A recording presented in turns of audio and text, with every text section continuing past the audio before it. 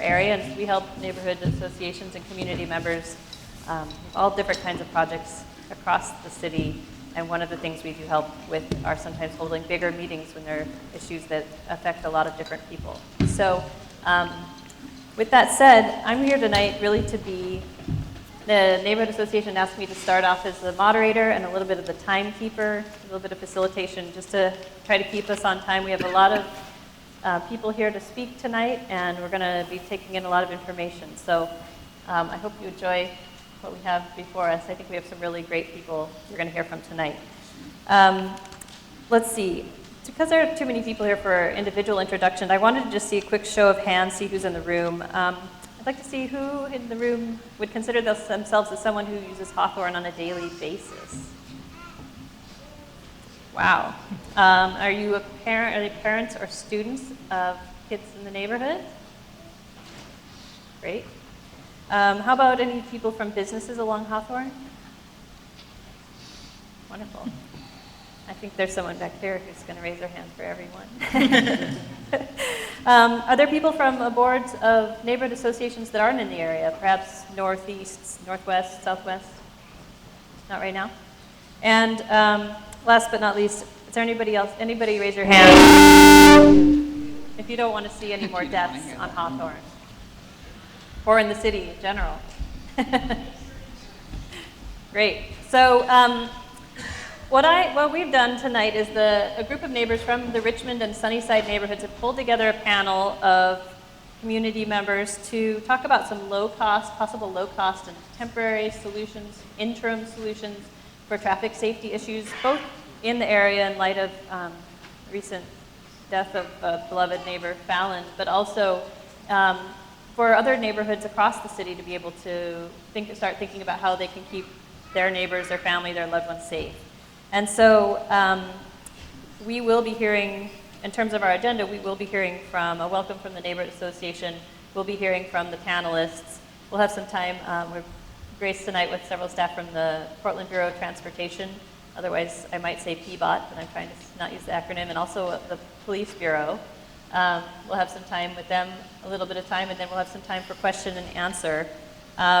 Because there are a lot of people, we might not get to every burning question or thought every person has in the room. And so we wanted to make sure that everybody knows that there are other ways to continue to be involved. So when you first came in, the stairs up here, we do have a place for you to sign up for emails from the Richmond and Sunnyside neighborhoods, Oregon Walks, and Safe Routes to School. And you'll hear more about those organizations and what they're working on. If you want to get emails from them and be involved in the work they're doing in the neighborhood, we hope you would sign up there. Also, we are going to be passing out some comment cards. That's cute of Matt. Just because the neighborhoods do want to hear from the community about what your concerns are, if you have ideas for solutions, areas where there might be advocacy needed, or areas where people could work together. They're interested in hearing from you, and so we'll pass out those. And we'll collect them at the end of the meeting as you go out the door. We can put them in some baskets outside the door. And then also at the end of the meeting, the church has allowed us to say we can stay around. There's coffee and snacks, and we're allowed to stay around for a little while and meet each other and talk more. And if there are people who ask questions during the Q&A that you want to talk to more, that's a good time to continue those conversations. And then also both of the neighborhoods, both Sunnyside and Richmond, are having additional follow-up meetings in the coming month. And those will be, like I said, on the email updates that you can sign up for in the hall. So even if there's a lot of people in the room and a lot of different things we could talk about, and so we're going to try to keep things moving because we do have so many people here to present tonight. We'll try to make space for people to also continue to be involved after the night's over. So, with a couple housekeeping items. Bathrooms. If you're wondering where the bathroom is, you go through the foyer here where all the delicious snacks are, and into a little hallway and up the stairs. There's 2 flights of stairs, and at the top of the stairs you can see the bathrooms. It's important. Also, we want to say a special thank you to Alethea Bible Fellowship for hosting us. We were going to have this at the Southeast Uplift office when we thought there might be 20 people, and then we were afraid, well, there might be 45, so we moved to a coffee shop, and then we're like, oh, there might be closer to 100, we need a bigger space. So they were really gracious and opened up their sanctuary to us this evening. Also, we want to thank the Sunnyside Neighborhood Association and the Common Grounds Coffee House for donating money for food and snacks for everybody to share this evening. As part of using this space, Alethea requests that everyone please be respectful of this sanctuary and respect each other and be mindful about what you say and how you say it, and treat each other with courtesy and respect, because this is their sacred space. They ask for that consideration when we're using this space tonight. And then also just try to respect the intent of the volunteers who are here tonight. We'll hear a little bit more about what they're trying to accomplish in just a moment, and the time they put into trying to pull this together on behalf of the community to take some action. And also, they've asked me to be a moderator, so I ask you to be kind to me as the moderators. I try to make sure everybody gets their time in the sun, and we get to hear everybody who we're trying to hear from tonight. So with that said, I'm going to turn things over to Mike Sullivan with the Sunnyside Neighborhood Association.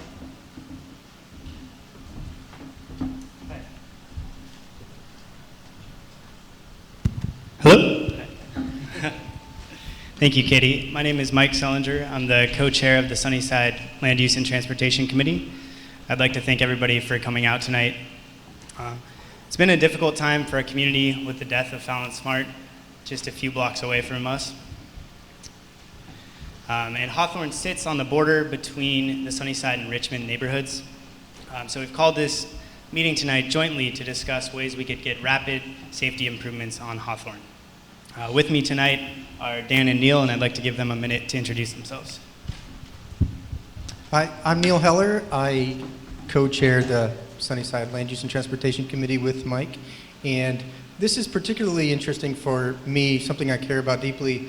I lost my youngest brother to a traffic accident crash, and my middle brother is paralyzed for life in a traffic crash. And so I would like to focus very much so my efforts to help reduce those kinds of incidents.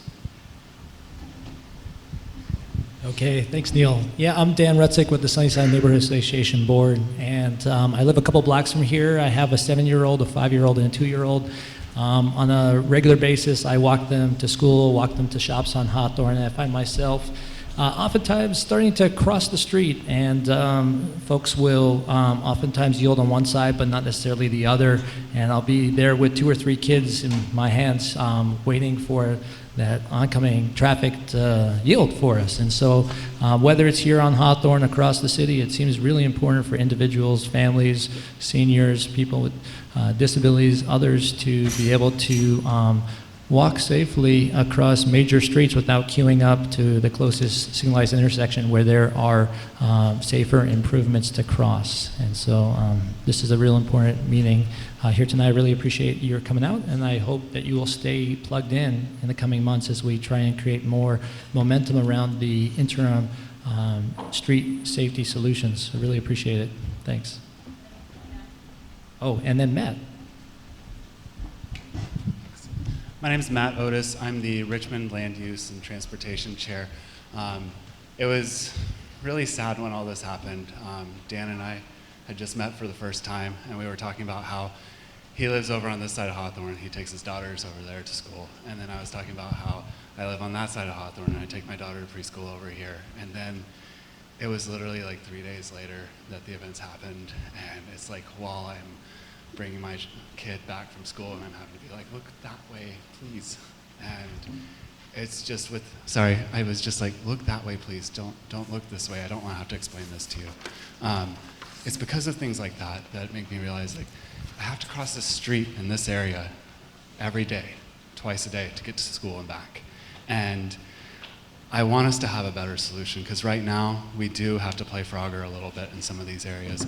And there are other sections of this town that have similar problems. So I want us to unite on both sides of Hawthorne to try to find some good solutions so that we can have some answers today, not 5 years from now, 10 years from now, but what can we really do today to really focus our efforts as neighborhoods and as individuals to create a better tomorrow.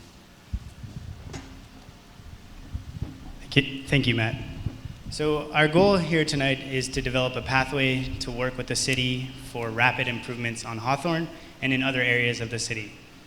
We really want to acknowledge this is not a unique problem to our neighborhood or neighborhoods, but is a citywide problem. We're currently on pace to have the deadliest year in terms of traffic fatalities in nearly 20 years.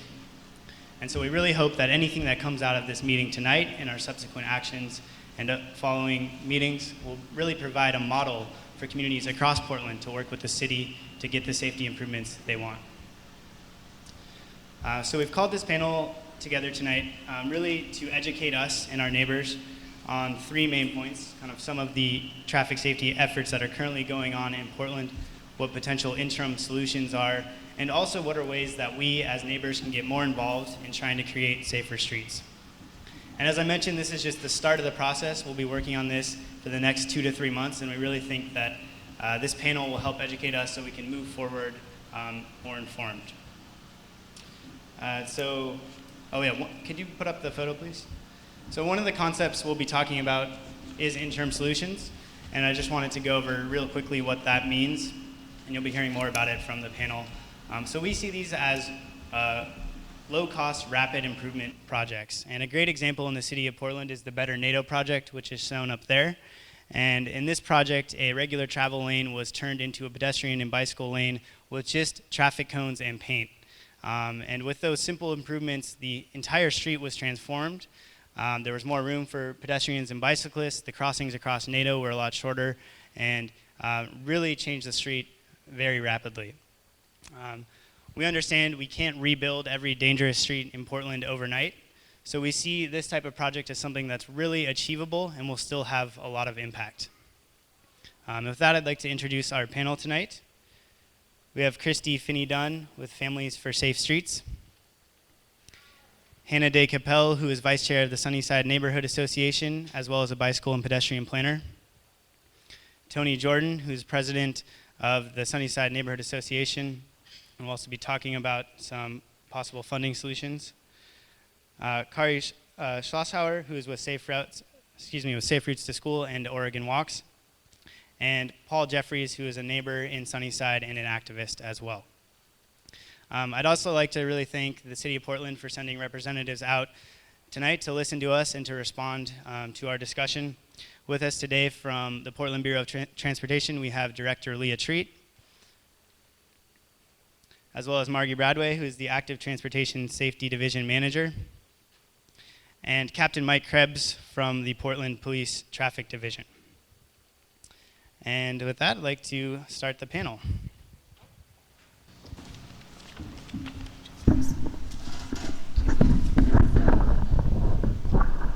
So really quickly, panelists, we're going to give you each 5 minutes, and Matt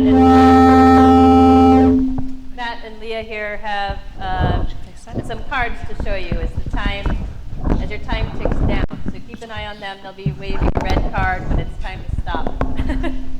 But we will start with Mary and then thanks. Okay, that's the last slide.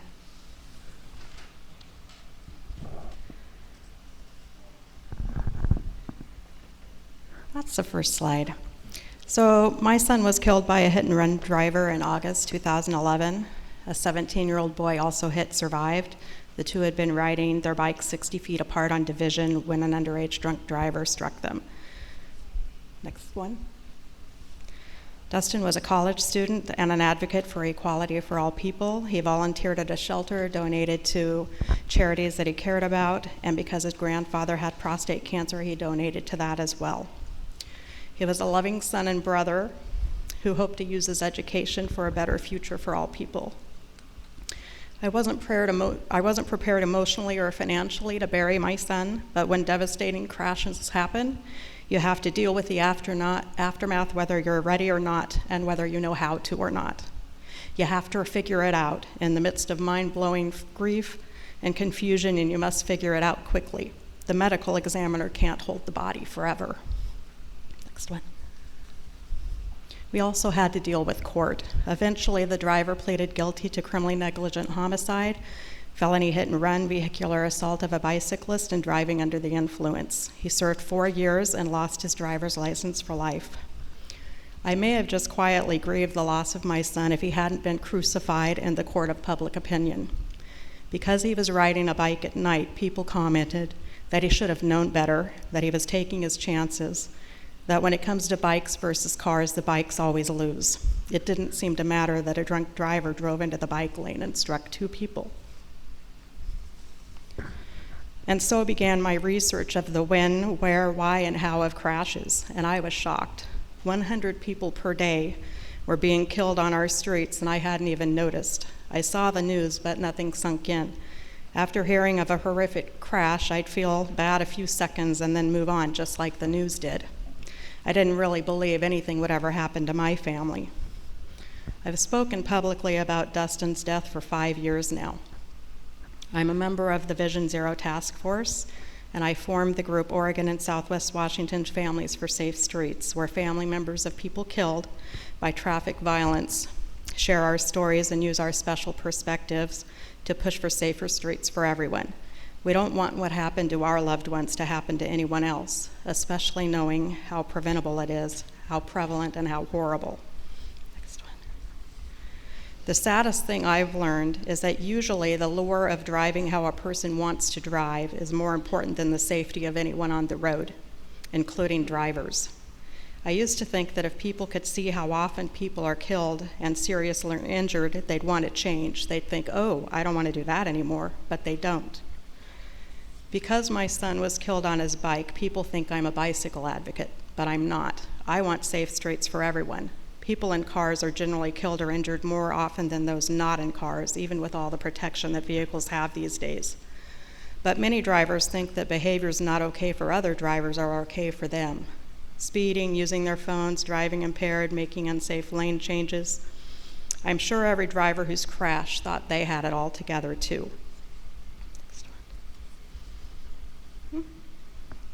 I have come to the conclusion that people must be forced to drive more safely for their own good and that of others. Pleas for them to change fall on deaf ears most of the time.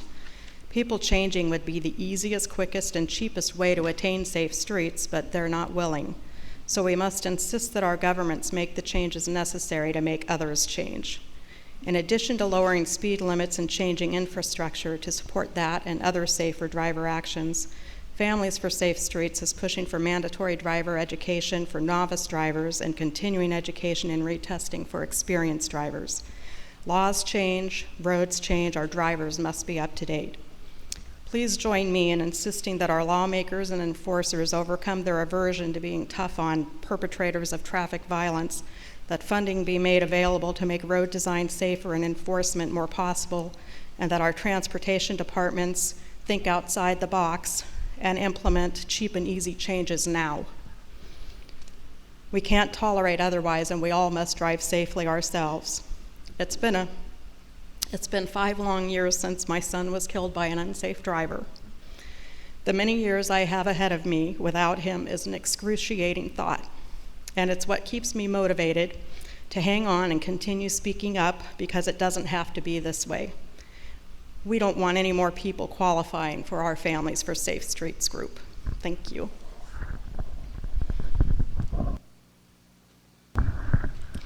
Thank you. I'm Hannah Day Capel. I am the vice chair of the Sunnyside Neighborhood Association and live around the corner at 45th and Yamhill. So I use Hawthorne with my husband and our 1-year-old son on a daily basis. I have a presentation as well. Do you have it? Thank you. I also am a transportation planner, and I do bicycle pedestrian planning for about a decade, and I specialize in safe routes to schools. So in my day-to-day life and in my professional career, I really focus on the kinds of solutions that can help get our families to school safely. So today I wanted to share a little bit as we talk about some potential options for interim street safety, some of the background. I'm not an engineer, but I do work with them, and as a planner, I know a lot of the background and decision making. So I wanted to share a little bit of that perspective with you all today. And as Christy was talking about, and the crash that occurred was really the primary reason was a driver's poor decision. And I don't want to lose that as we're talking about the street design. However, Hawthorne is a relatively wide street for the amount of pedestrian traffic it receives. is 3 lanes with a parking lane. It's pretty wide. And so there definitely are some solutions that would make it safer to walk. Next slide. Another. So just to be clear, whether we're talking about long-term or short-term solutions, we, as planners and engineers, we're guided by the Manual on Uniform Traffic Control Devices, or the MUTCD. And there's lots of other great resources available that guide how to safely plan for walking and biking. Next slide. In our neighborhood as well, we have some good examples of good street crossings, especially at T intersections or skewed intersections like the 43rd and Hawthorne. Here, this is 48th and Hawthorne up by Pizza Shoals. And most people here are probably familiar with this intersection. It has a lot of the different elements that I'll be talking about with marked crosswalk, curb extensions, median islands, and warning signs. When we talk about making an intersection safe, we really focus on raising visibility of people trying to cross, reducing the vehicular speeds, and of minimizing the potential conflict area. So next slide. The sort of basic improvement is marked crosswalks. This is at 41st and Hawthorne, really very close to here as well. And this is actually at a signalized intersection, and of course what we're talking about is not signalized. And so marked crosswalks alone have very little impact on yielding behavior for drivers, and can we feel like more than marked crosswalks will be needed at this location. So next slide. Curb extensions are another treatment that we see around the city a lot. They are really beneficial because they bring pedestrians into the street. They improve visibility. They reduce the amount of distance that a pedestrian has to cross the road. And so they reduce the conflict area. Next. Pedestrian safety islands or refuge islands. Again, we have one at 48th and Hawthorne, and they enable pedestrians to walk halfway across the street and then pause and go the rest of the way. So they only have to pay attention to one lane of traffic. And in a situation like the very, very uncommon thing that happened in the case of this crash, it would have prevented somebody from driving in the median because there's an extruded curb there, and so the car couldn't physically travel in the travel lane. Next slide. A median traffic diverter is even more robust, and in that, for an intersection like this, which is sort of a T and skewed intersection, it would actually prevent turning traffic onto the side streets. And so each of these treatments really, they may reduce parking along the street, they may reduce traffic movements, they're likely to reduce speeds. And so there's a lot of trade-offs that need to be considered when identifying the best location. Next. I'm running out of time, so I'll go quickly. So active warning beacons are they're flashing lights that really raise the visibility of pedestrians. And the next is the pedestrian hybrid signal. We have one at 41st and Burnside, and that's an even greater. And here I want to say that, of course, as we get further, these improvements are very expensive. And so, we also recognize that there's a lot of other collisions that happen in other locations throughout the city, and we should not be as neighbors, because we have the resources to have meetings and come together and discuss this. We also need to recognize that there are other neighborhoods that don't have those resources, and then they also are in need of improvements. So the next slide. That's why today we want to really think about the interim approaches. And here in Austin, Texas, there's a curb extension that was created with paint and flexible hip bollards. Next. These are curb extensions. It's kind of hard to see, sorry, but in Fremont, California.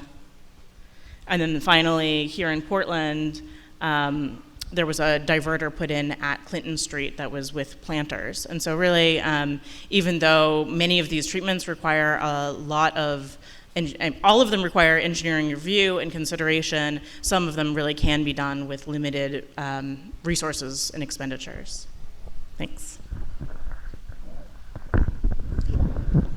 Hello, my name is Tony Jordan. I am the chair of the Sunnyside Neighborhood Association. I'm going to talk about potential funding mechanisms to follow along with what Hannah just said. So I have some helpful slides, or helpful to me slides. It was funding mechanisms. Yeah, okay. And that's the last slide, I think. So, to follow along, I have some school-age children that go to Glencoe. We cross Belmont every day.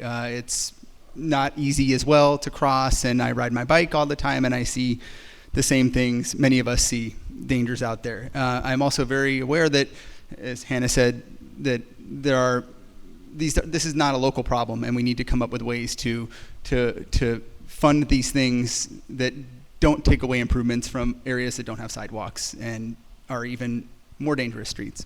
But we still need to do something. So this is just a quick slide that shows how much some of those estimates of how much some of these improvements cost.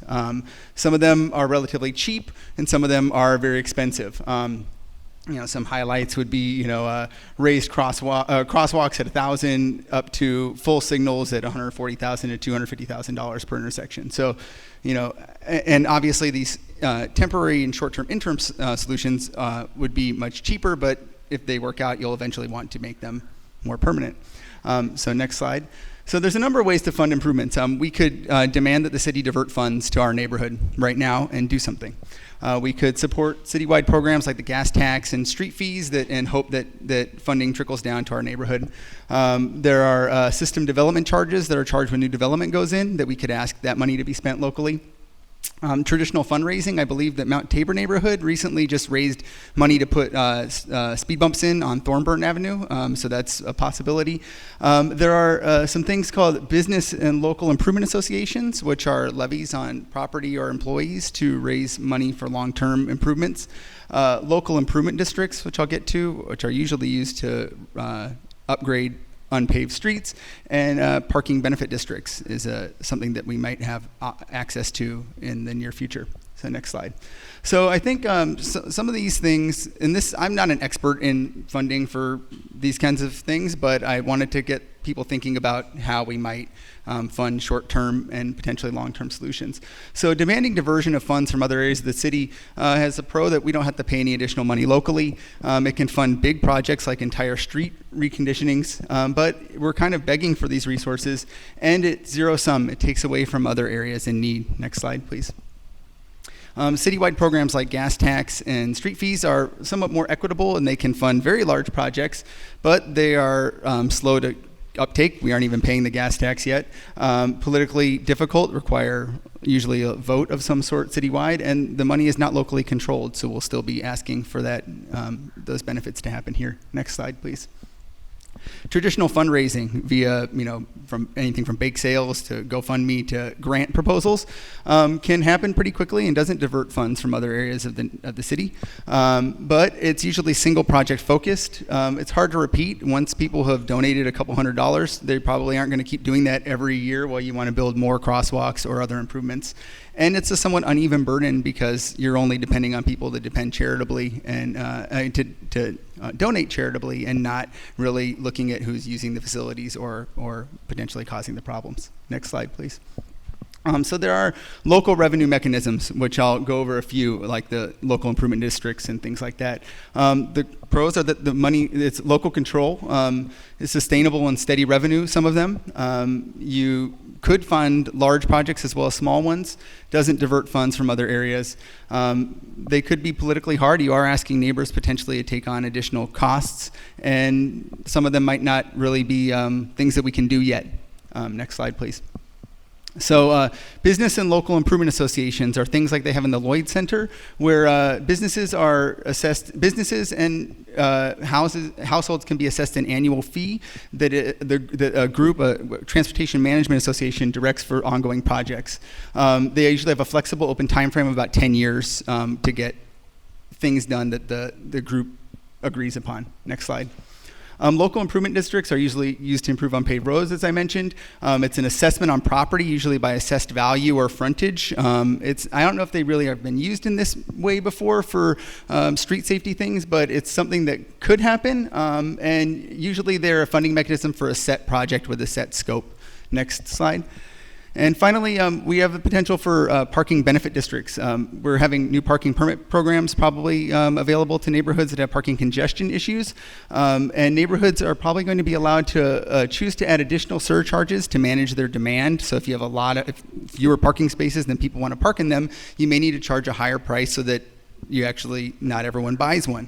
The revenue above the replacement, which is like something like $6 a month, so let's say the permits were $25 a month, we should demand that could be returned back to neighborhoods to make safety improvements like the ones we have. And that could be a very sustainable long-term solution to not only fund short-term improvements, but to turn those into longer-term reality.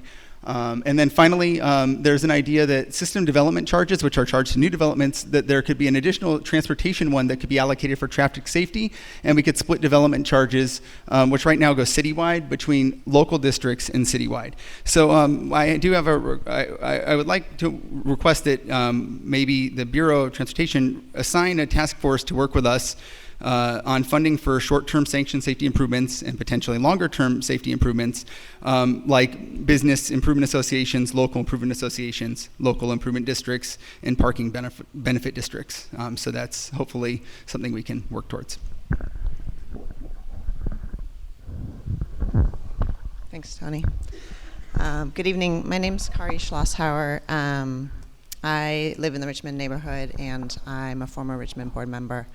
I have 2 kids, and I travel across Hawthorne on a daily basis. I do also do work with Safe Routes to School, so I think about street safety for kids every day. And I'm a board member for Oregon Walks, but I'm going to wear those 2 hats a little loosely tonight. I want to paraphrase a friend of mine who had a very close interaction with a vehicle not too long ago and say, what the heck are we going to do about all this killing? Another life was lost on Portland streets this weekend, and I know there's been countless near misses. In a word, I think we're all here because we know it's unacceptable. I'm here because I feel like change has to start somewhere, and I think it should start right here. I think we all know that Hawthorne is not the most pleasant street to be a pedestrian on, but for all of us, whether we drive or take transit, ride a bike, roll in a wheelchair, or walk, for our groceries, our commute, our pedicures, to take our kids to school, we're all pedestrians once we get there. But that road's not really designed to handle it. This was a known problem, and this is what I've heard so many people say, is that this was a known problem on this street. And my hope is that if anything comes out of this, it will be a catalyst to make real change, unfortunately, with the memory of life lost. There are too many known problem streets in Portland. And normally I would not advocate for spot retaliation on a street, but I think we do need to start somewhere, and I'm sort of happy to see that there's a lot of people out here tonight that want to make this change happen too. I think these are our streets, and I think that we have to be the ones who make them safer for people.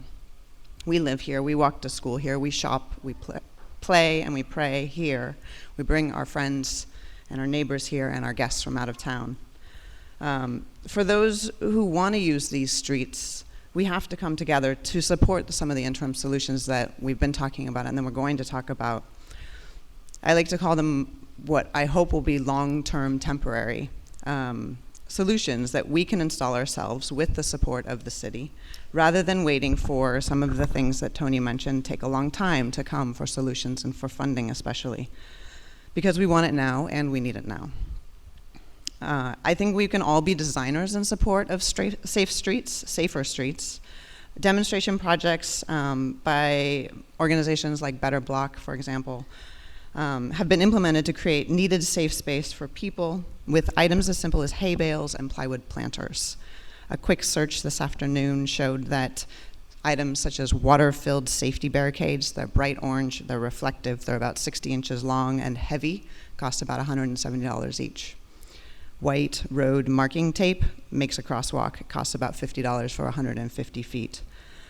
I understand that through some of the work that Better Block has done, there's now close to a permit process that the city can give for temporary street changes, and I suggest we might want to think about what temporary means and stretch it a little bit.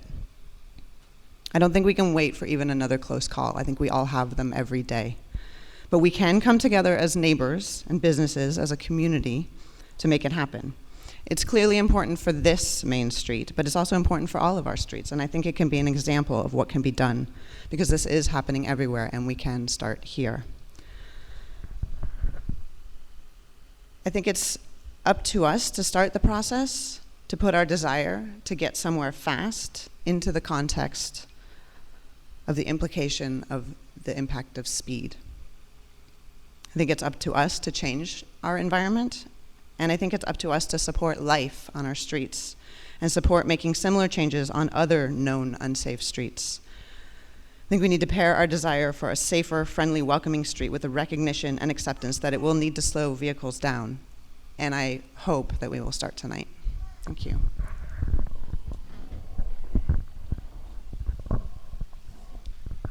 I got one slide. Yeah. That's it. My name is Paul Jeffrey. I'm just a neighbor here who is as concerned as everybody else is about what's going on. So I'm going to tell a little story about how a community dealt with a tragedy and tried to make things better. On August 19th at 3:52 p.m., a person in a car hit and killed Fallon Smart as she crossed Hawthorne Boulevard at 43rd Avenue in a legal but unmarked crosswalk in front of her mother.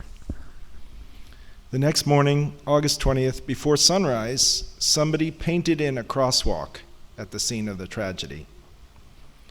At noon that same day, some friends of mine and I took some cones and some chairs and started our occupation of the center lane of Hawthorne. Yep, that's me and my friends who were out there. The same center lane that, although it's supposed to be for left turns, was used that day the day before as a passing lane with deadly result. Almost right away, the flowers started arriving on the street. Friends and family started putting arrangements in that center lane. Strangers dropping them off. About 1 o'clock, a police car showed up. The officer, I didn't get his name, said we had to leave. We said we can't. He left instead. At 3 p.m. that same Saturday, another officer showed up. Officer David Stabb told me he was the first responder the prior day. He empathized with our action and told us he hoped we would consider leaving soon. We said we would. We took the chairs, but we left the cones and the growing collection of flowers. By then, there were also some signs. 20 is plenty, and some handmade signs. My favorite one says, "Lane closed until the killing stops." The center lane remained closed all night. On August 21st, myself, some of the people from the day before, and some new people showed up again. I set the chairs up again. More flowers showed up, more signs. The cars drove by, the vast majority of them slowly and respectfully. People asked what we were doing. So many people said they were not surprised, that it was only a matter of time. At some point that afternoon, some people, not saying who, decided to paint another crosswalk.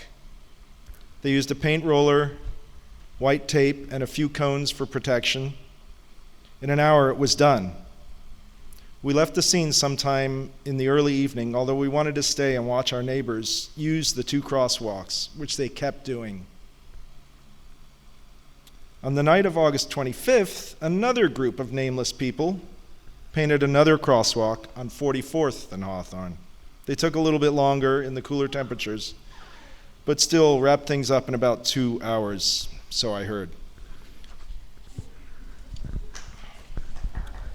Those crosswalks are still there, still in use.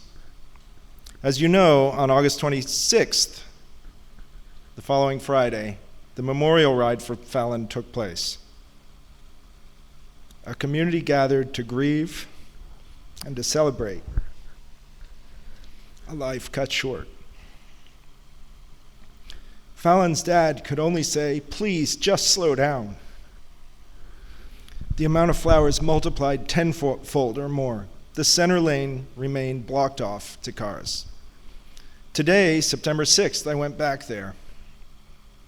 I hadn't been back there for a couple days. It's still there. The flowers, the signs, the cones. You should check it out. A man came up to me and told me that last year he nearly lost his leg crossing Hawthorne at 36th. He showed me the scar where they inserted a titanium rod. He was just trying to cross the street. The center lane is still closed to cars. The street still operates. People move through it just fine, both in cars and on foot and on bike. The street works for everyone. It worries me what will happen at that location. I'm worried that the city will say, okay, time for things to return to normal, and the street will become a speedway again. It worries me that the fix will be removed, that a permanent fix will be argued about, promised, and never delivered. It worries me that a community won't be allowed to make changes when they are tired of waiting for the city to act. Simple changes. My neighbor Jim told me today he tried for a year to get a 4-way stop put in at Salmon and 40th. Tried for a year and he gave up. Couldn't be done. It worries me that the city is so preoccupied with doing the right thing, using the right processes and the right techniques, asks all the right people if they approve of life-saving safety measures, if the freight industry wouldn't mind, if businesses are worried about customers, if commuters might lose a minute or two. They didn't ask Fallon Smart. They can't.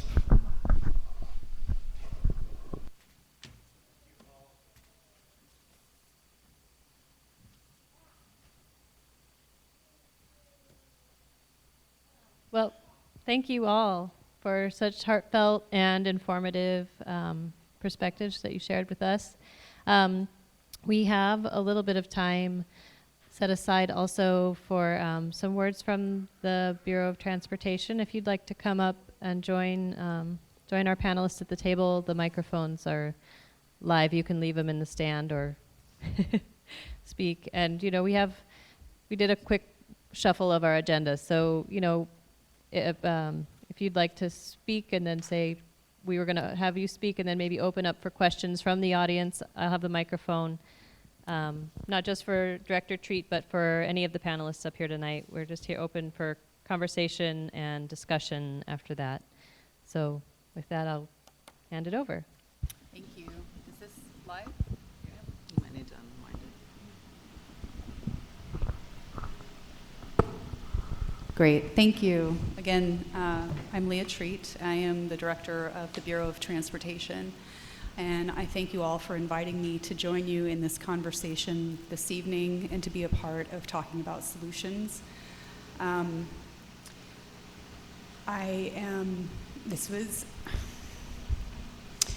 It was very hard for me to choose to come here tonight because of what happened. I have 4 young children, 11, 10, and 7-year-old twins. And this has been incredibly hard for me, so I just ask for a little patience and while I gather myself. I'm sorry. So I can't imagine what Fallon's family has gone through, and I just want to share that this has been exceptionally difficult for me. So I promised that I would come tonight because I want to be a part of being together with the community. It's very important to me, and I also want to help be a part of the solution, not just here in this neighborhood, but citywide. So Vision Zero is something that is near and dear to me. It is something that I have brought to the city with great passion and had launched in my bureau and had accepted by my commissioner and also got accepted by the city council, which is a pretty big undertaking. Because I'm so passionate about roadway safety, because I care so deeply about the city and people who live here, and in order for them to be able to travel safely, whether it's our children going to school, whether it's our teachers going to school, whether it's our moms and dads going to the grocery store to pick up groceries, or going to the library, or going on a bike ride, or going to the park to play, whatever it is that we're choosing to do, we should all be able to do it safely in this city. And so I have been having a lot of conversations with my staff and giving good direction to my staff to start doing things differently. And we have been doing a lot of things differently that I want to talk about that maybe aren't as public, or we don't talk about them enough, but so you know what we're doing. We have, many of you are probably aware of our 823 safe line. So if you have a safety issue in the city, there's a phone line set up in the Portland Bureau of Transportation, 823 SAFE. That safe line is we operate on a complaints-driven basis, which is about our capacity until recently. The 823 safe line is more than 1,000 complaints in the hole. We are behind fixing 1,000 complaints that have been brought into the Bureau, that we have gone out and had an engineering assessment done that we agree that engineering changes need to be made. And there's 1,000 sitting in the queue that we are trying to make headway on. This year, when the last budget closed, I asked every one of my group managers to scrub their budgets and come up with one-time funding that wasn't going to be spent and apply that to 823 SAFE. So this year we have $300,000 that we've identified in our budget for one-time funding that we're going to use to start applying to 823 SAFE. We also, in the current year budget, have put money into the active transportation CIP, which Margie runs, to start proactively addressing other safety issues that we know around the city, and we're doing that on an ongoing basis. This is the first time in the 3 years that I've been here that we have been able to identify funding to do this. And we did this within our existing resources by scrubbing our spending. It didn't come from City Council, it came from us doing the internal look and reprioritizing. We also have gone to the Speed Control Board in Salem and have gotten authority to rethink how we set speed limits on our roadways. We don't have the authority to set speed limits in the city of Portland. We have to get authority from Salem through ODOT. We've recognized 2 years ago that the process wasn't working and we wanted to be able to lower speed limits, so we have finally gained authority from ODOT to be able to consider the number of people walking and biking in their interaction with vehicles in the way that we set speeds. Thank you. We are doing some big projects that took a while to get funding for, that took a while to get contracts in place and other things, but we've got the East Burnside Safety Project that's starting. We're doing improvements to access to transit on 122nd Avenue. We've got the Foster Avenue streetscape that's coming online, so we're doing some really big projects as well. And we did a neighborhood greenway assessment for the first time. Since we've had greenways in the city, we did an assessment of how they were operating, the traffic volumes, and put a report in place that would determine when we would do things like putting diverters on Clinton. And so we are now monitoring all of our greenways for volumes and interacting and doing different treatments when we see that the volumes are getting too high. And we're going to continue to do that on an annual basis. And we're now going to add to the neighborhood greenway report context-sensitive design as well, because not everything is going to meet the engineering standards that are set aside in the MUTCD. And Kari, I think, mentioned we've changed our permitting process to make it much easier and cheaper for communities to come in and get permits to do temporary treatments in the street. This year we have $100,000 that we are going to be doing community grants. So we'll be rolling out a program for communities just like these to come into PBOT and say, here's how we would like to have some money spent in our neighborhood to either improve livability, to improve safety. And the requirement is going to be that the community show what in-kind or monetary or whatever contribution they're bringing to the table, so we know that it's a community-driven and supported solution. We got the authority this year to launch unmanned fixed speed cameras in the city. That was no easy undertaking, and we launched our first speed camera on Beaverton Hillsdale Highway just last week. More are going to be coming online. Next year, we'll be looking at 122nd and also a division where we had another fatality, sadly, this weekend. And We also have a group in the Bureau that is made up of the engineers, of the planners, and of the policy and program staff that are now, we have mapped not only our high crash corridors, but we have mapped our high injury network. We now know where people are not just being killed, but also injured. And we are looking at how we can proactively do much lower cost treatments like paint, like bollards, like jersey barriers, like planters, and go out and try to implement more lower cost solutions because more money is not coming our way anytime soon. So I think that's probably more than I said that I was going to say, but again, thank you for having us here. Thank you for your voices and your commitment, and I very much want to hear from you about it would be more valuable for me in my time than to do a presentation to hear from you, answer questions, or have a dialogue with you. So I'm here for that.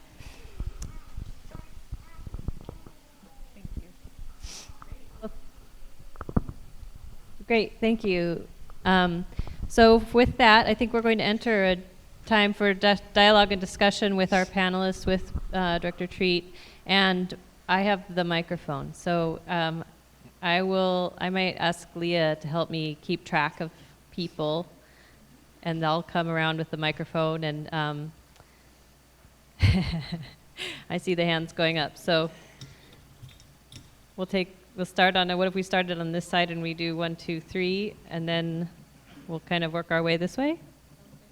All right, so with that, we're hoping that everybody can remember what we talked about, being in a respectful space, in the sanctuary, being respectful of the people who've taken their time to present and come be with us tonight, and also try to be respectful of everyone's time. There are going to be a lot of questions tonight, so before you launch into the story about the time and then the thing, and then you might try to really formulate a question and keep it short. And it looks like Matt's even offering to keep you to a minute or less.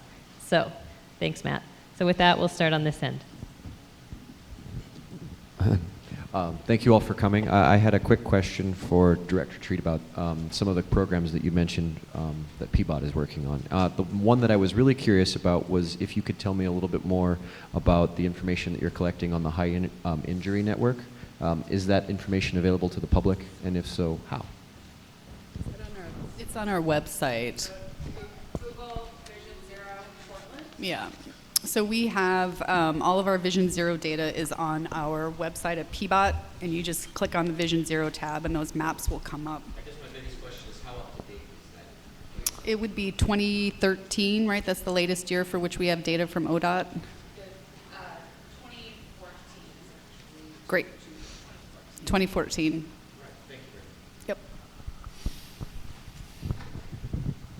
Hi, I'm from the Mount Tabor neighborhood. I have the feeling sometime that PBOT puts a low priority on car drivers, and that I think we have rights as well as bicyclists and pedestrians. I wonder if you mentioned that you were trying to get authority to reduce speed limits in some places, and there's been kind of an ad hoc speed 20 is plenty, which is really rhymes nicely. But I wonder if there's any actual data that says that on Hawthorne that 20 would actually reduce injuries at all, and it doesn't seem to me that in the case of this recent accident, this fatality, whatever the speed limit was, this young man would not have been observing the speed limit. And another issue was the issue of drunk driving, and that's part of the problem. I wonder what you could say about data for reducing from 25 to 20 on Hawthorne. So there is a lot of research on the impact of speed on a pedestrian. And if a pedestrian is hit by a car that's traveling 20 miles per hour, they have a 90% chance of survival. That chance of survival drops to less than 10% if the car is traveling 40 miles an hour or greater. So So it's on a curve, right? It starts, yeah. So the chances at 25 are less than 20. I don't know the exact percentage for 25 miles an hour, but there's a lot of research that supports that. I'm trying to remember your other question about, what? Oh, yes, right. So all of the data that we have on serious injuries and traffic fatalities show that the highest, the preponderance of them occur because of aggressive driving and impaired driving. It's more than 50% are due to drugs, alcohol, and speed. So we work with our partners in the police bureau. We have a great partnership with them to talk about enforcement actions where needed. We're also using the data that we've collected through the Vision Zero work that we've had to determine where the greatest number of drunk drivers are arrested, so we can target enforcement actions around the data.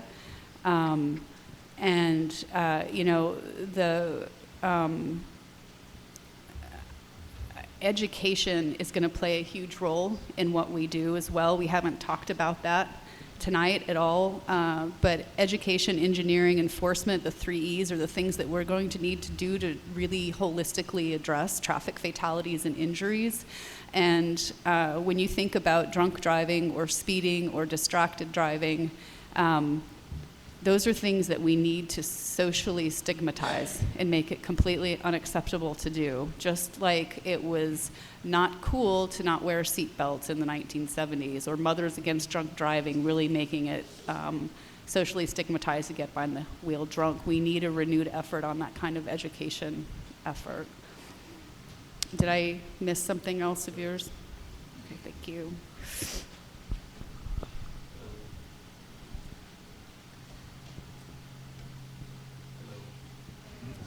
I'm on. I hope that we can get some additional barriers that will encourage people to slow down. In the meantime, I'm wondering, there used to be a flashing camera that would, when people were speeding on lower part of Hawthorne in the mid-20s, and that seemed to really slow down traffic quite a bit. And I was wondering, because I bicycle, I've got a little girl who bicycles, I'm not seeing any traffic enforcement in this general neighborhood where I live. I mean, I see people driving 50 miles an hour on 11th and 12th Avenues, and 45 miles an hour seems to be the norm on Hawthorne. I never see people being pulled over for speeding. So I don't know if there just isn't the budget with the police department to enforce it, but I mean, there's no way the average speed is 25. I'd be happy if that was just adhered to or enforced. Thank you. Do you want to respond, Captain Krebs, to that?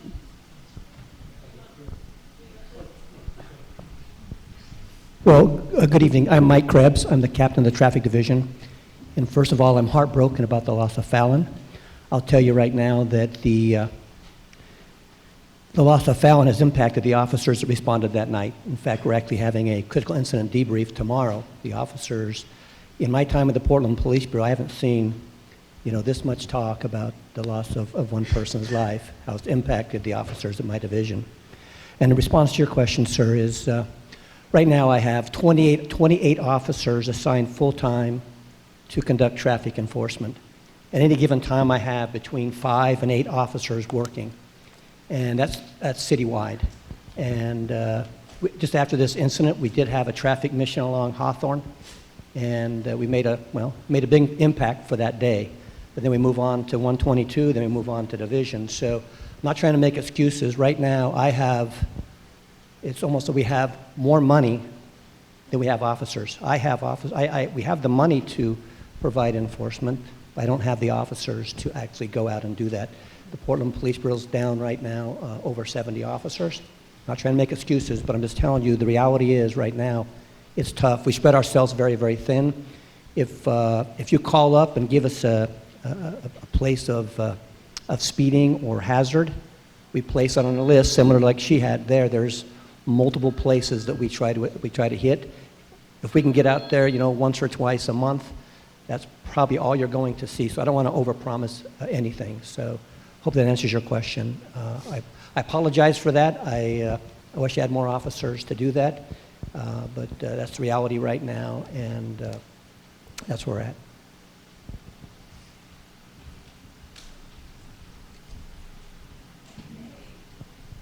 So we're moving to this side of the room. Leah's in the back, and she's going to take a stack.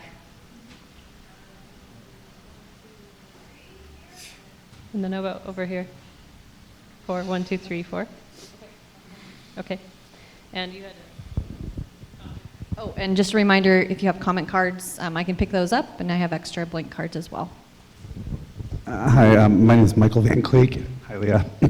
I'm in the Mount Tabor neighborhood. I'm very concerned about, my office is right next to where Fallon was killed. I had left my office just 20 minutes before, so this has always been very devastating. I think that what we're seeing, including Fallon's death, a lot of this is a result of planning problems. The increased traffic on Upper Hawthorne is a direct result of the mad rush to density that is happening with no attention to safety whatsoever. And I feel like right now, even at the state law, we could call for a moratorium in building because people are getting killed because of planning issues. I'm specifically concerned about Southeast 50th Avenue, which feeds Hawthorne.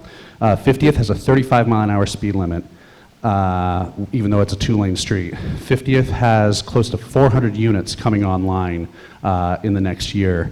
Franklin High School will be coming back into session next September. Hawthorne, Upper Hawthorne has become a great area for kids to hang out. We have Quarter World, we have the Bubble Tea Bar right next to where Fallon was killed, a bunch of places where kids hang out. So the amount of traffic is going to increase substantially. I think it'd be fantastic if we thought about doing something where we could coordinate safety efforts with the return of Franklin High School next September. Let's welcome the kids back to the neighborhood. Let's do it in a big way, and let's do it in a way that's safe and makes our streets safe. We can tie this all together and show the kids of Franklin how much we appreciate them. Thank you. Thank you. Hi, my name is Gary. I live on Southeast 41st and Belmont. It's an urban greenway, and the speed limit there is posted as 20, and I have kind of a two-part question, one for each of you. One, you said you're going to now monitor the flow of traffic on the greenways. Does this include monitoring the actual speed of vehicles on the greenways, or just the quantity? And two, Captain, is there a way that we can, at least on these high traffic areas during commute hours, I know on my greenway, it's a primary route for bikes and pedestrians, both people taking their kids to school and home, and cyclists that ride to work. It's also a cut through for people to go around the traffic signals on 39th. So that combination is not a good one. And is there a way to at least maybe get a mobile radar trailer that says how fast you're going with the speed limit on it? That way at least they're aware, because it is full of kids out there. And I myself, I mean, I can scream all day at the cars that fly by at 40 to 50 miles an hour that go straight to a 90-degree turn. And there's cyclists coming around the other way, cars parked on both sides, and it's a recipe for disaster. So that's the two questions I had. So to your first question, yes, we'll be monitoring volume and speed. And on your second question, I know that it's called a speed reader board, and we have ordered more of them. I don't know if one's going in at the specific location that you're asking about. I have to follow up with you on that after or later. What does it cost, the speed reader board? What does that cost? $100,000. Per? $100,000? That doesn't cost labor, so that's capital, not the person bringing it in. But yes.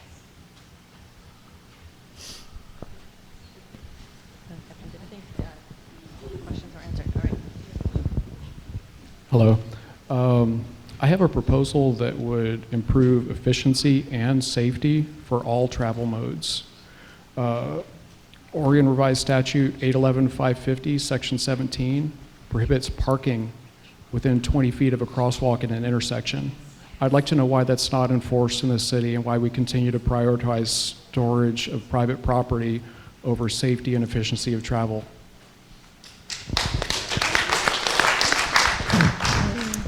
So we do enforce that on a complaint-driven basis. We have a very limited number of parking enforcement officers who do that work for us, and they are focused largely on the parking area, parking permit, neighborhood parking permit programs, and the parking meters and the parking garages.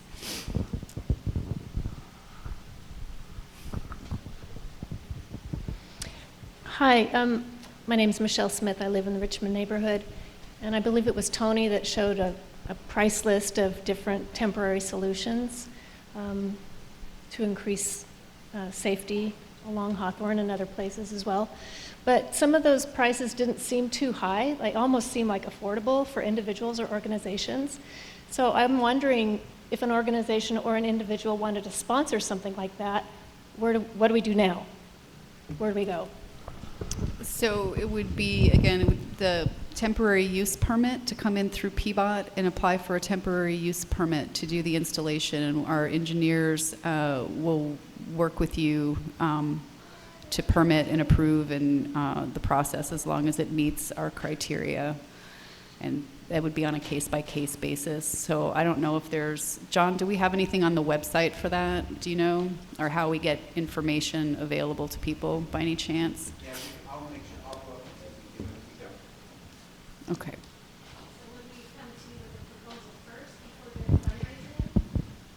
Okay. You can, yeah. I mean, yeah, you can. It would be in your best interest to work with us and our engineers to make sure that what you want to get permitted would actually be approved. How long is temporary? Those would be permanent, of course. Sorry I'm jumping in here, but there was a program actually when Earl Blumenauer was in city council where community would kind of each get a signature and then show community support. And it was the traffic calming program. Some people remember that program, and there was a little bit of money for community support.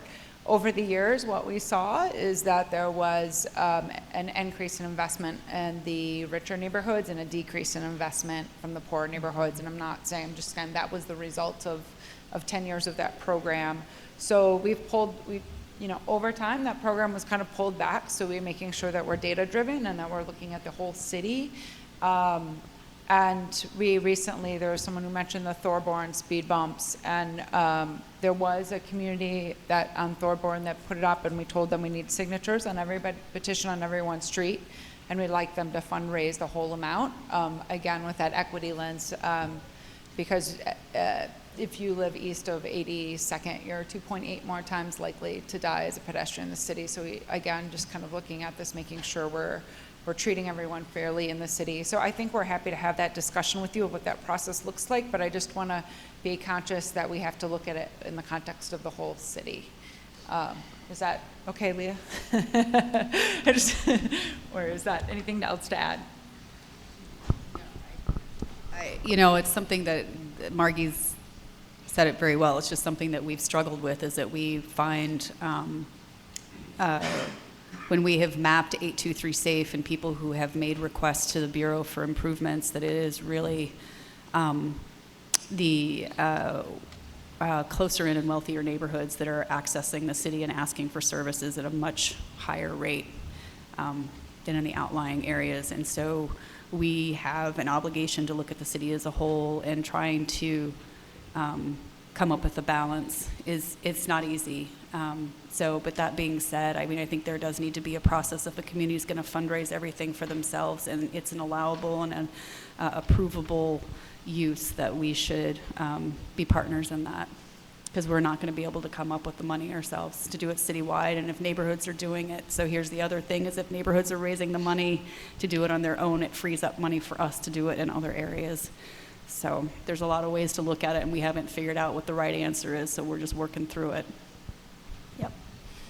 We can take another stack of questions. I'll do 1, 2, 3, 4. Actually, I'll skip you to 1. You're closer to me. Hi, my name is Heidi. I actually go to this church here. I was driving through Washington and on a highway up there, and you go from like 50 miles an hour down to, a slower speed to go through a town. And they have these like crossing flags that you use just from one side to the other. I don't know if there's like data that you get from them. Is that something that impacts and slows down. Yeah, we actually have used those before, and there is data that shows that it makes somebody more visible, right? So I can't remember where in the city we deployed those, but we have tried those before. Yeah. I think crossing flags are a sign that the road is broken and that you're asking pedestrians to do something that they should not have to do. If you use crossing flags, you're saying, we've given up. We can't guarantee your safety. You gotta wave this ridiculous flag to beg people to slow down for you. And I think that that's a sign of failure, and I hope that we never have to use those anywhere here. I don't actually have a question. I have a couple of comments. There's 3 or 4 or 5 of us in here who served on the Hawthorne Transportation Plan Citizens Advisory Committee that drew up the plan that makes the road work the way that it does now. Before that plan was installed 10, 12 years ago, it was 4 lanes on Upper Hawthorne. And so the curb extensions that you see now and the center median places where people can cross, where those were illustrated as happening like at 48, those are all a product of that transportation plan. We asked a lot for additional crosswalks, and what we were told was that if you paint a crosswalk but you don't actually have a signal, that it increases danger because it increases confidence on the part of pedestrians that they can just walk out into the crosswalk and expect to be protected. So that's just a thing that we might want to think about going in. The other thing is, we would have liked to extend those median strips so that the safe haven refuge in the middle of the street was greater, but what we heard from residents who live on either side of Hawthorne was that they wanted the left turn lanes so that they could get into their neighborhoods. So a lot of citizen process and a lot of work went into that, and part of what's happened in the intervening period is exactly what this gentleman up here was referring to, which is the increased density. The fact that there's more and more pressure on that road is a problem, and I don't think that you can solve that problem without solving, the number of cars that are actually on the street, which is the density issue. When all those things get built on 50th, it's just going to make things worse.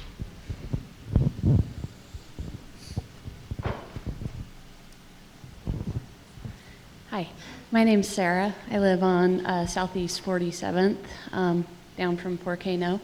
And actually, my question is very similar to yours. It's just a little bit more.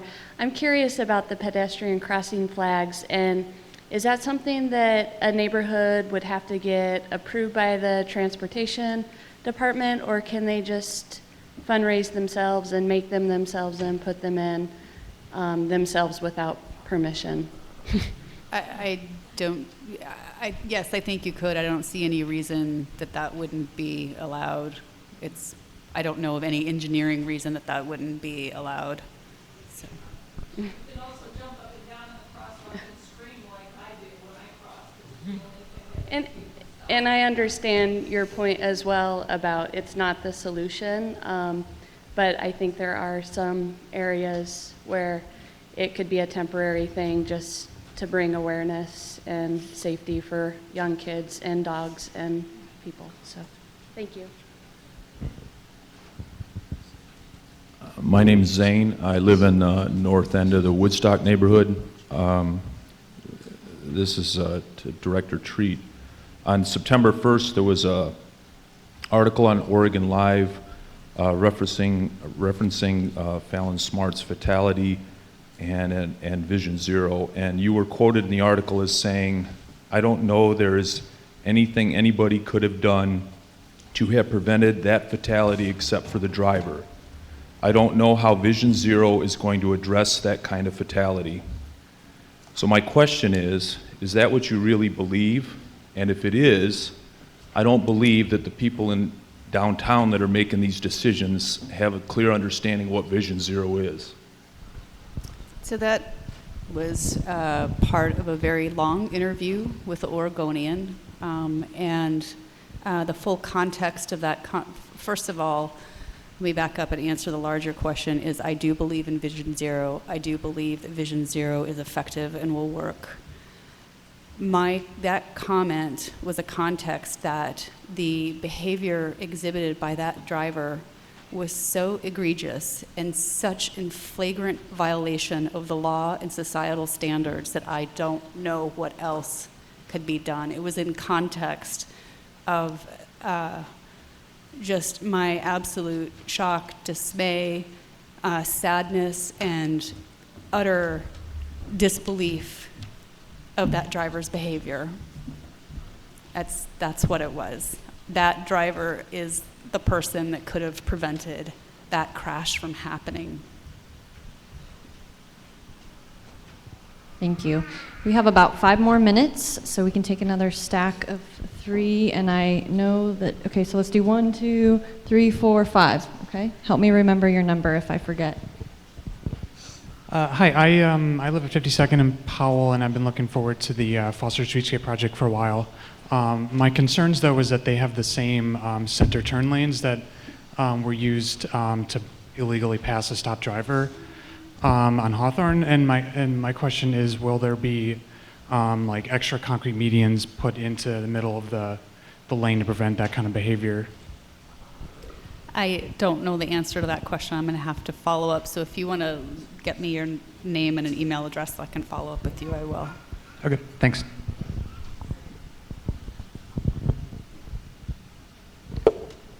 Hi, my name's Sid Manroe, and I'm the chair of the Neighborhood Association just south of here, Richmond. 2 things. One is an observation that could lead to something, which is if the police bureau has an excess of funding and a dearth of officers and it takes a long time to get them trained, would it be possible to put in place community policing efforts that are local and focused on traffic, or things that would be something that maybe a community officer or a community liaison could handle? I won't go further into that to leave time for my second comment, which is more an offer of resources. In 2011, I did a project knocking on my neighborhood's doors. I knocked on hundreds of doors. Then we had neighborhood meetings. The top concern, well, I was trying to find out what people cared about, what they wanted to see happen. Top concern was safety and driving speeds. The project culminated in the creation of planter boxes that ultimately never got to be installed in the location, because new business moved in, they put bike racks where they were, and then TriMet said that they couldn't be placed across the street. So, so I actually have 3 planter boxes that were built with the purpose of making pedestrians safer crossing. It was originally Division, but it's neighborhood related. And local people who did the designs, and they were made from materials from the neighborhood cleanup, plastic lumber and such. So. It's just a resource that could be made available for something like this. Just a quick example is at the Sunnyside Piazza, they have planter boxes that are 15 feet from the stop sign, and so that's one way that they could be used. Thanks. Captain Krebs, do you want to respond to the community policing question? And on your planter boxes, it sounds like a great part of an application for a permit, if you all have an idea of how to use them. Maybe you and I can meet afterwards to hear more about your idea. I'm open to anything, so you and I can talk afterwards. I really don't have an exact response to that. I better understand the concept and how it might work. So you and I can talk afterwards.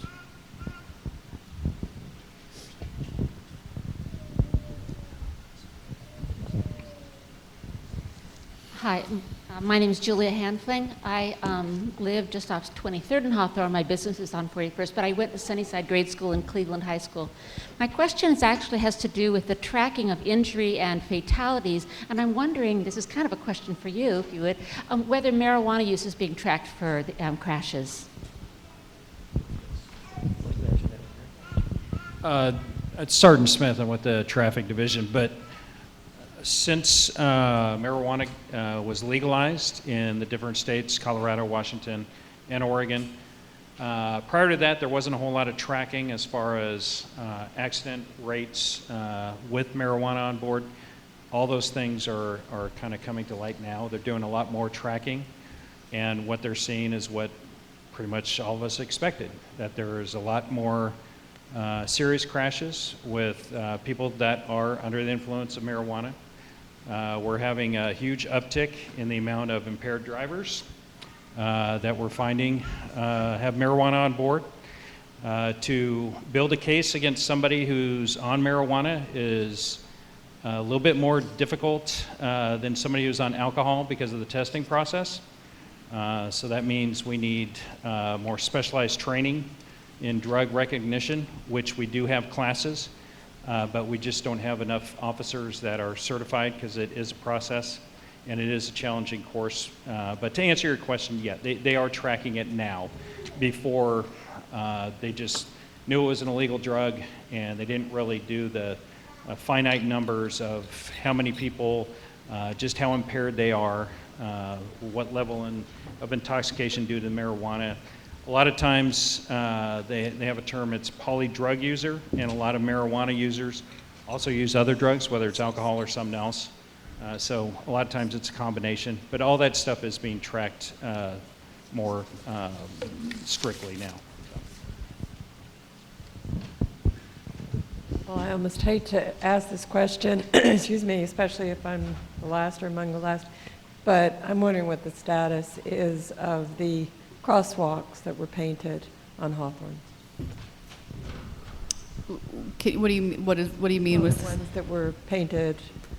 Are we going to take them out? Is that what you're asking? Yeah. Can they stay? I guess I'm asking. We are not going to be doing anything with those crosswalks until we have an engineering assessment done of the corridor, which is what we are in the process of doing. So they will not be, not yet, and we would not remove them without talking to the community first and sharing with you all our assessment of treatments. So we have our team coming up with sort of low, medium, high cost treatments for the corridor, so looking at things that we can do that would be a very low cost temporary treatment. Mid-range costs, it would take additional funds or probably some rearranging of funding to implement, and then a much higher like corridor streetscape improvement that would be pretty expensive, and we would probably have to go to city council to get funding to do, but we're coming up with all three of those solutions.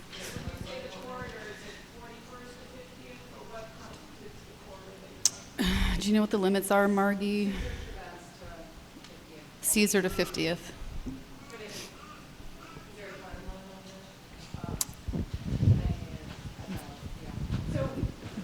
Yeah, I'm sorry, I'm going to have Margie answer that. So there's two different processes just that we follow after a fatality. One is the police process, and the police have a very rigorous analysis that they do of the crash. They follow court laws and DA laws, and then that process kicks off after fatality, and then PBOT does their own engineering assessment. It's done by an engineering team.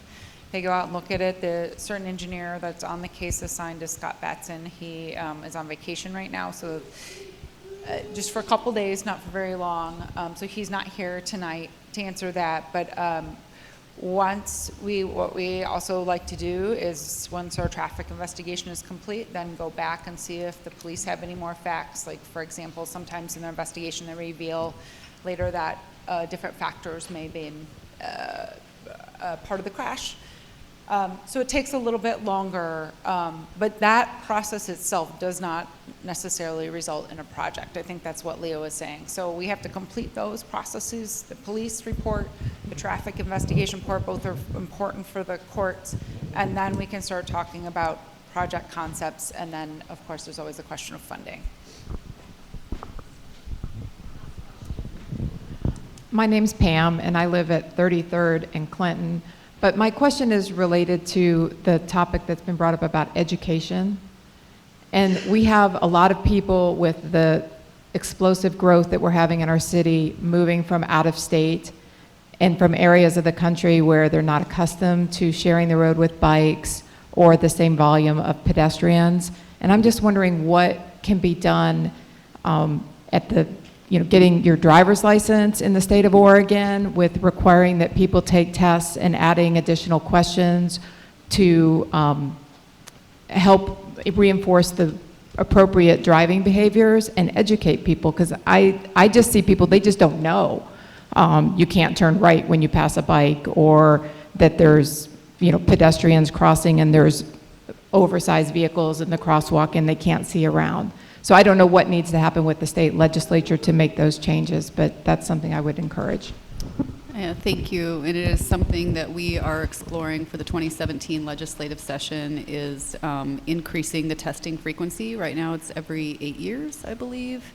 And a lot of things change on our books in that time frame. I also am interested, I can't tell you that this will be brought forth in our agenda or not, but I am talking to our legislative relations team about requiring increased testing for, like, there would be a threshold of if you've been in a crash or you've had a certain number of speeding tickets or if you've shown a pattern of negligent behavior that you would be in the queue for increased testing with your driver's license. But that, I don't know if that's going to go anywhere. But I agree with you. Thank you. We're closing down the questions at large, but raise your hand if you want a comment card, and we're going to keep the room open after 9 o'clock if folks want to continue discussing amongst themselves. I'm going to hand it over.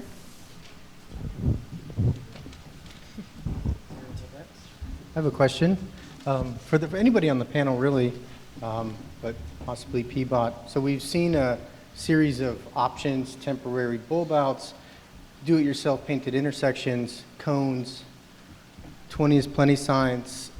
What is maybe one strategy or one tactic that we can use, maybe a short-term solution that we could analyze, or the city could analyze with us further?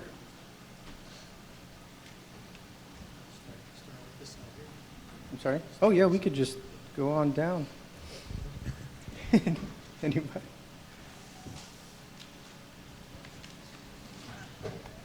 I mean, I think in the case of,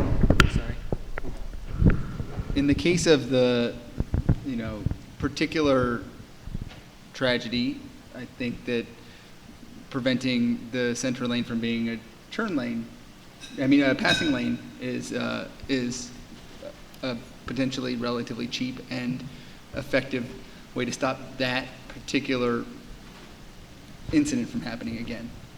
But that obviously doesn't look to holistically solving the general problem elsewhere or even other parts of the street. Thanks. I think we had another question from the land use folks. Yeah, absolutely. So we won't go entirely away from that question because folks who aren't familiar with this interim sanctioned street safety solution may be hearing it for the first time. Just show of hands, who in the room has heard this concept proposed tonight for the first time? Who has heard the interim sanctioned street safety solutions terminology, or this concept of making a short-term solution to traffic safety working in collaboration with the city? Have folks thought a little bit about, I'm not asking the group, but just a show of hands, is who is in favor of an interim solution to try to address traffic safety concerns? So everyone here, everyone is absolutely, they came out tonight. This is a passionate subject. Clearly, here we are on the 6th of September and having an initial meeting. Folks, I've heard it from the city, folks out in the audience, the panelists tonight, they want to see this meeting grow to something larger. And so what was mentioned a little earlier was the formation of a task force to look at interim sanctioned street safety solutions. And so I'm curious to hear from each of the panelists who would be, or what entities would be great participants to have on such a task force?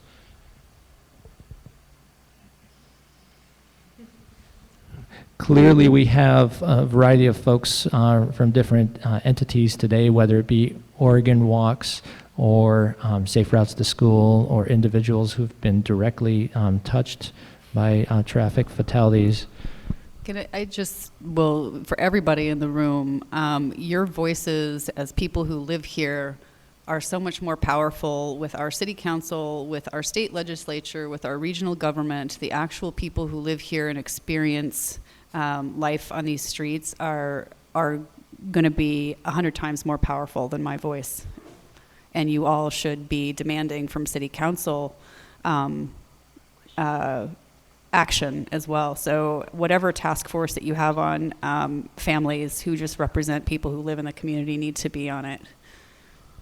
And I think, we are willing, I don't know if we are willing to be on a task force, but we are willing to work with a task force. I don't know that we have the staffing capacity to do that, but when we have our assessment done, we are very willing to come and share that with whatever body that you all create to discuss, but we will be coming up with some ideas of solutions as well.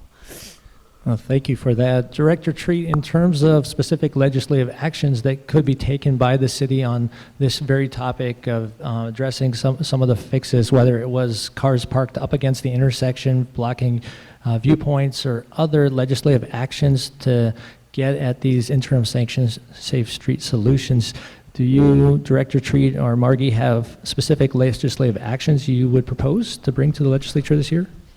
Yeah, so I would use your voices to have statewide Vision Zero legislation adopted.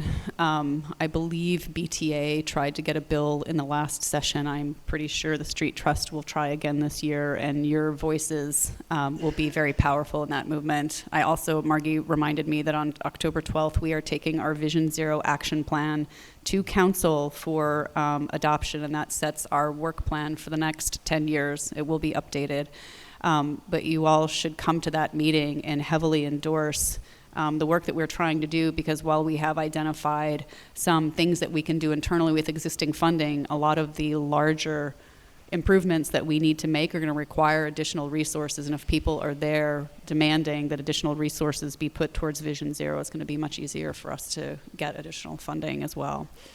Absolutely. I can just speak for myself. The sidewalks that have been painted around 43rd and Hawthorne have made a world of difference as both a pedestrian and as a driver, because I do notice them. So I believe that actually there's value to painting the crosswalks, and I think the specifics would absolutely benefit from the formation of a task force made of folks possibly at this table, but more important, there are coalitions doing this very work both on the pedestrian and bicyclist safety arenas, and so this seems like a great opportunity in the coming weeks and months to pull folks together to form a task force. But some things did occur to me in terms of the police force working diligently to bring more folks into the force right now, not having the funds but not having the officers doing the enforcement. In terms of thinking creatively, it seems like might there be an opportunity to divert some of the funds that are available now that aren't going to pay salaries to go towards orange, water-filled devices in the middle of intersections, not in the middle of intersections literally, but in the medians of streets on Hawthorne, or find out areas. I mean, that's just kind of creative. As a citizen of Portland, I tend to just kind of throw out ideas, and I know working within city, it's not as easy as simply doing that. But I was wondering, Captain Craigs or Director Tree, if you can address that.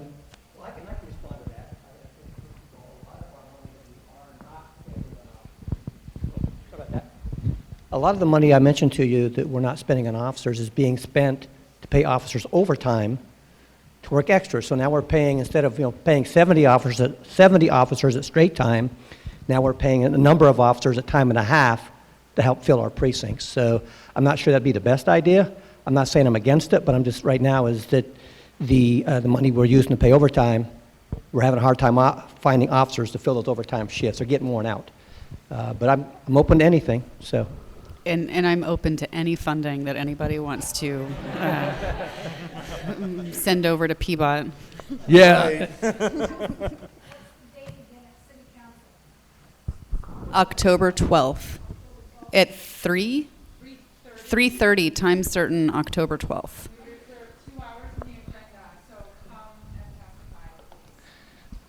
Thanks for that date. In terms of, I work within a city, but not the city of Portland, and one thing the city does when it comes to solar panel installation or other things is waive permit fees.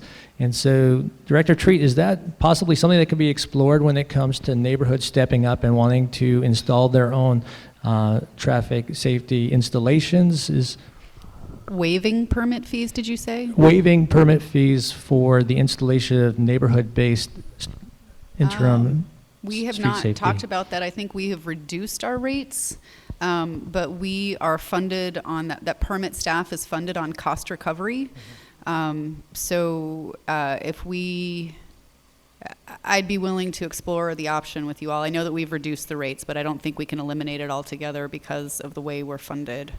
Absolutely, and because I have the mic, I feel like I have the opportunity to ask unlimited questions that have come into my mind, but I think the main point is that just sitting in the room, hearing other people's ideas, hearing from the city, there's a lot of creative solutions, and so this is really a first step opportunity. I would love if PBOT could come back to the Sunnyside Richmond Joint Committee in October to give an update on opportunities that could be created to create such a task force. Director Treat, do you think that's something that PBOT can come back in October?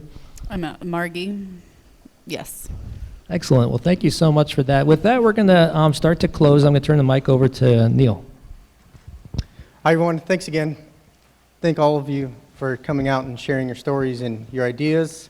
Thank you all for taking time out of your evening to come and be here and hear from these folks and sharing what you had to say. So what I gathered, there's a lot of concern, obviously, about this topic. There's certain locations that are of concern, but I think that a lot of what was said and mentioned this evening can be sort of dropped into two buckets.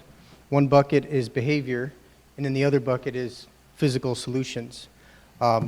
Obviously, people's behavior, that's a much larger conversation. The easy thing to do is to look at technical engineering solutions. I'm super happy to hear from you, Director Leah Treat, that there is an opportunity for us as a neighborhood to come up with ideas and bring it to you for feedback, possibly raise funding. And I think that that feeds into our next steps. I think that us as a neighborhood, us as a coalition, there's other, Richmond and Sunnyside got together for this event. But going forward, I know that I got emails from Hosford Abernathy, Buckman. There's a lot of interest in this, and I think that this opens up opportunities for collaboration to explore these ideas further for a very good purpose. So stay in touch, and we'll get back next month and continue this conversation. So thank you all for being here. And I do want to thank, once again, Aletheia Bible Fellowship and Common Grounds for providing the coffee. Again, thank you all.